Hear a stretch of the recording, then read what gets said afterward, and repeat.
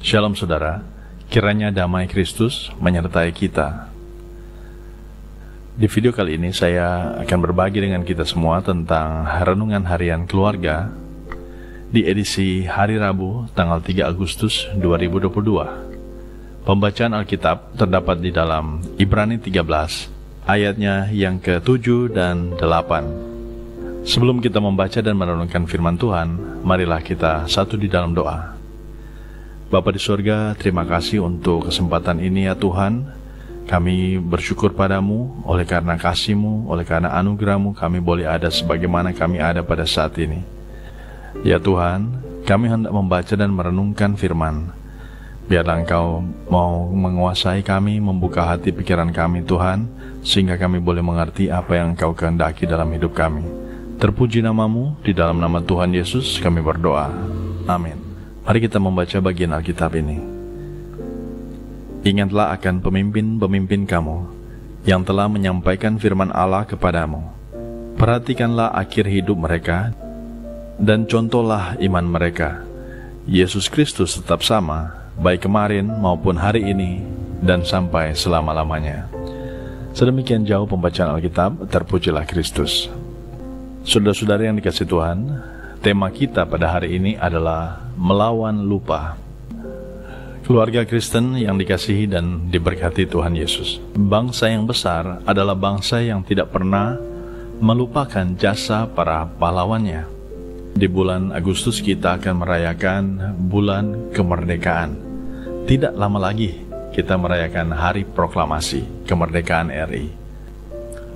Pada kesempatan ini kita diingatkan bagaimana kita mewujudkan rasa syukur kita dengan mengingat para pemimpin-pemimpin kita sebelumnya. Saudara-saudara yang dikasihi Tuhan, penerima surat Ibrani ini diarahkan untuk melihat atau mengingat ajaran pemimpin-pemimpin yang telah menyampaikan firman Allah kepada mereka. Para pemimpin mereka telah menunjukkan keteladanan, kepemimpinan yang kuat dengan bertanggung jawab. Sebagaimana di ayat 17 dikatakan mereka berjaga-jaga atas jiwamu.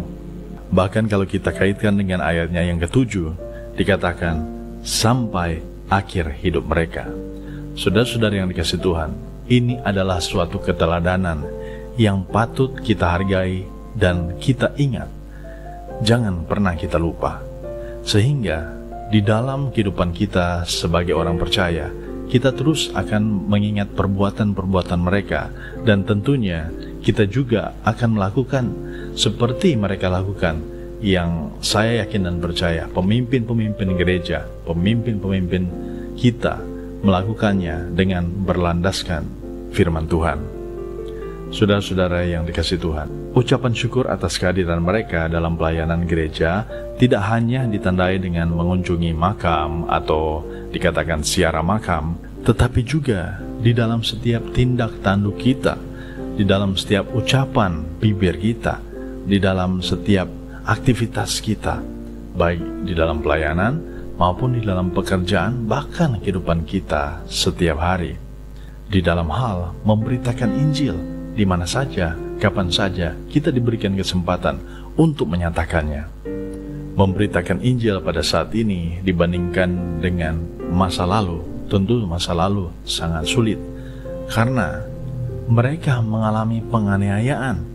Sama seperti ketika penerima surat Ibrani ini, mereka diperhadapkan dengan berbagai macam ajaran-ajaran yang bertentangan, ajaran-ajaran yang menyesatkan, sehingga dalam konteks kehidupan mereka yang ada dalam kebudayaan Yunani pada saat itu, mereka hidup dengan kehidupan yang begitu luar biasa tantangannya.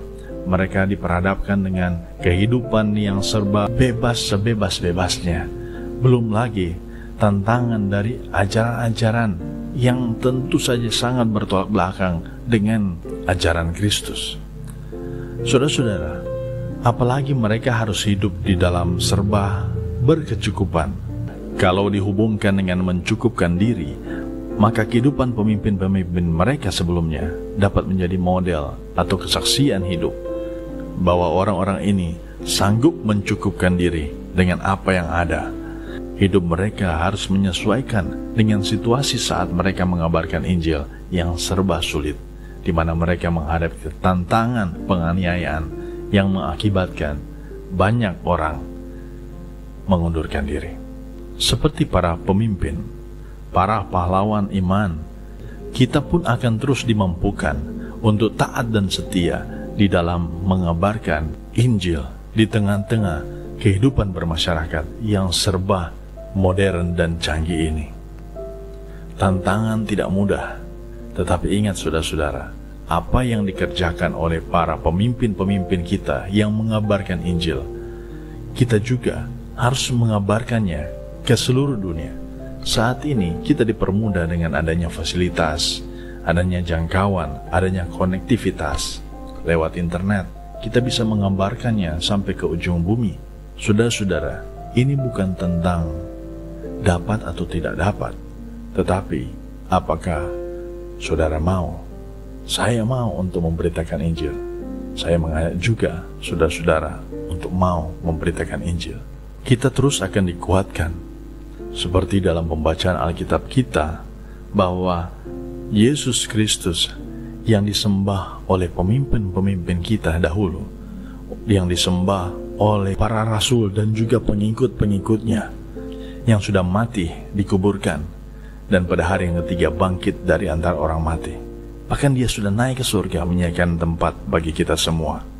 Yesus yang sama, dia tetap sama dari dahulu, sekarang, dan sampai selama-lamanya. Dia adalah penolong yang tidak akan membiarkan umatnya.